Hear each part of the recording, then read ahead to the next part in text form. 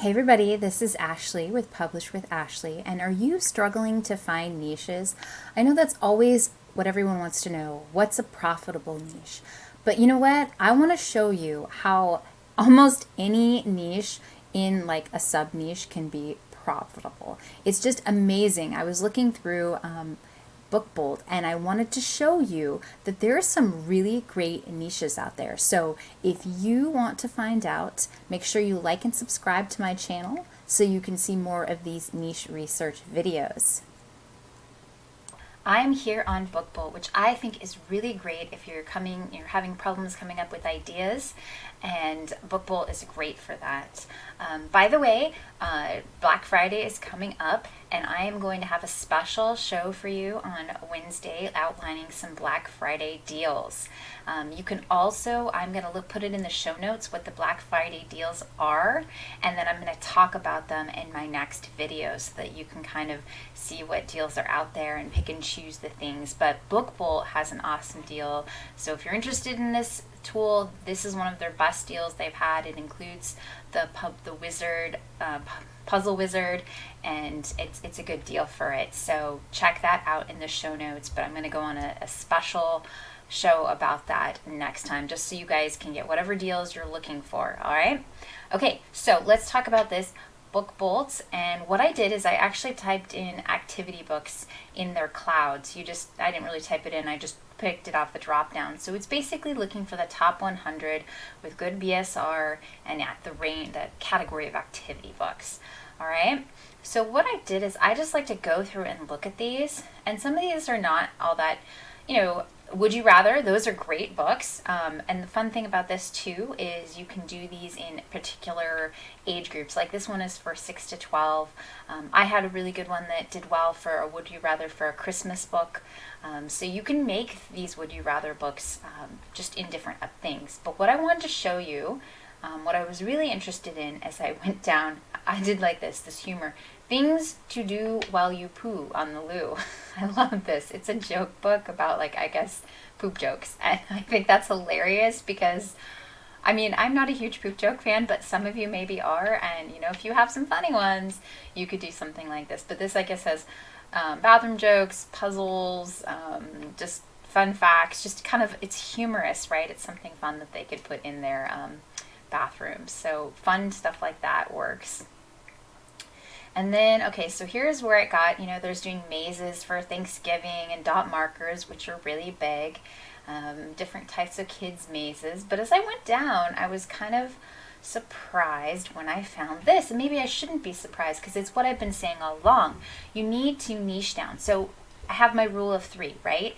You pick the interior. So the first one, you pick your interior, you pick your sub niche, and then you niche it down again. Okay, so here's this. He has activity books, football activity book, and then for kids, right? This is specifically aimed at kids. And so he's got, I'm not sure if it's Langston Publishing, but they've just got a bunch of mages, word searches, coloring pages, anagrams, and much more, it says, right? So this has a lot of different things. And look at this BSR, 7,147. It's what I've been saying all along. You need to not only just think, okay, I'm going to do an activity book for kids. I need to do an activity book focused on football for kids, right? This is doing really well. Look, it's selling for $11.99. $11.99, okay? And this is a black and white book, I'm sure. And it's selling $425 per month. So $11.99 with a black and white book. Let's say there's 100 and I don't know how many pages. Selling 400 copies. They're making a little less than $5. It's probably $4.85. I know these things. So, $4.85 times $425. Or 425 units. They're making a pretty good amount on this football niche. Just pick something and do it. And here's another one. Look at this one. This is the awesome baseball activity book for kids. Same thing, doing exactly what I said. Pick something, and then you can really advertise to baseball activity book for kids, right? There's not a lot of people advertising for that specific long tail keyword, so it's going to make your advertising cost a lot less because you're focusing on a very small market, but it's not that small. They're selling this for $10, 7,647 is the BSR. they're doing really, and the average BSR is in the 12,000 range. I don't know about you, but I would love to have my average range for all of my books in 12,000, right? Okay, here's one that I thought was hilarious. The Stoner Activity Book. Doesn't get a little bit more niche than this. Psychedelic coloring pages, word search, trippy mazes for stress relief and relaxation. So yes, someone selling the Stoner Activity Book is doing well. So it just shows you can come up with any crazy niche that's kind of popular and, you know, get decent sales. There was one more down here. Ah, yes, the Adult Activity Book. Inappropriately funny adult puzzles. I looked at the inside of this, and yes, it's a little bit on the adult inappropriate, but you know, still pretty funny. Nothing too terrible. But you know, it's doing really well at you know, let's see, 12,000 BSR, you know, 374 sales per month. That's kind of what they're thinking. So, you know, you can pick any niche and niche down. So I wanted to kind of open some of these up. This one's the football one, and you can see it's got word searches, it's got a maze, and this is cool. Like, it's football math, right? Make math fun for kids, and like parents will love you because, well, I love math. Actually, my kids actually like math. It's kind of funny. I know. I don't know what I did wrong, but they all like math. But I know a lot of parents who struggle with math. I used to tutor math as, I still tutor math, and I know people really struggle. So if you can make math fun for them, they're more likely to learn. It's one of the things I actually do with my students. I really try and make it fun and entertaining. So look, they're doing football edition, right? And then they have team codes, and all these things actually, you know, really stimulate kids' brains and that sort of stuff. So it's good for them, and parents like to do things that are good for them. Here's the awesome baseball activity book for kids. So it's got, let's look at the back cover here. It's got, oh look, it's got like geography page. This is actually really well done. See, you can do some really well done stuff and just do a mix of different activities and come up with something really fun. And this is, you know, not, it's a really good looking cover, but it's nothing amazing in the sense of it's just like a pattern of baseball things, and but it looks really good to the eye, and it looks really good to the audience. You know, bats, baseballs, things that kids that age would be interested in. And notice the colors, primary colors. Kids really like primary colors, the bright colors, just red, blue, yellow, and then, you know, the background is a nice green, and then they have pops of white and things. So it's a very attractive cover. All right, let's talk about the adult activity book, which I thought was kind of, it's funny because it's like an eggplant and you're thinking, Anyway, I thought it was a good cover to make it not, I don't know, not terrible, but yet suggestive enough, right? So this is pretty funny. And, you know, people like things like this that are maybe a little, I don't know, off, just a little off. But if you're this person who knows this type of genre humor, there is a place for you in this world. Here's another one. I wanted to show you a close-up of that Stoner Activity book. And I thought this, was funny, just to show you really that you may think your niche is too small, and maybe it is, but maybe not. I wouldn't think the Stoner Activity book would be huge, but I guess it is. Maybe I probably should have known that it would be huge. I know someone who does some really great, actually, artwork for marijuana, and so his artwork is just phenomenal. So I wonder if some of his artwork is in these books. But he does sell it, and it's really interesting. Oh, here's some other ones. Look, the Stoner Activity book for adults. So, you know, other people have been selling this too. So there is so many niches out there that you just wouldn't think. Now, I do want to make a caveat. I don't see this how to draw Minecraft things. I would stay away from anything that could be trademarked. So yeah, this, how to draw Mario. Now, I'm not saying these people actually might have permission from and licensing. Some of these very well might, so I'm not poo-pooing them.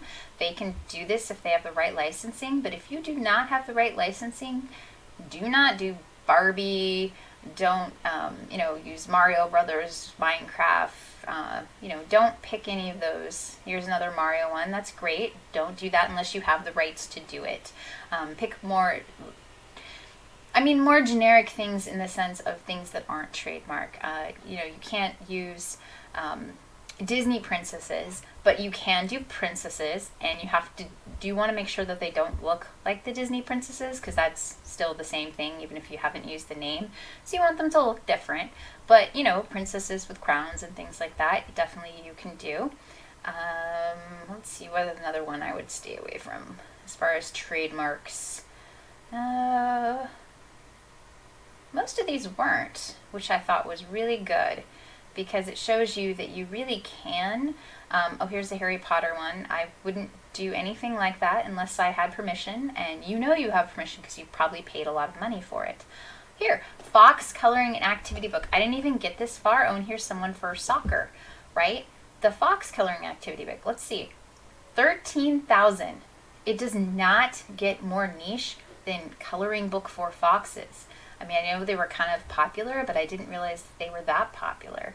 So you can really do so many things in the world of activity books, crossword puzzles, all this sort of thing, that you can create something new and interesting and really niche down so that you can find your specific audience.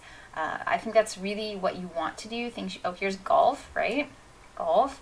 Let's see other things. Dot-to-dots with animals, autumn word searches. So, you know, word searches, winter word searches would be good. Something you could do, you know, snowmen, winter, all that sort of stuff, because we're kind of pushing past fall and on to winter. So that could be something you could do.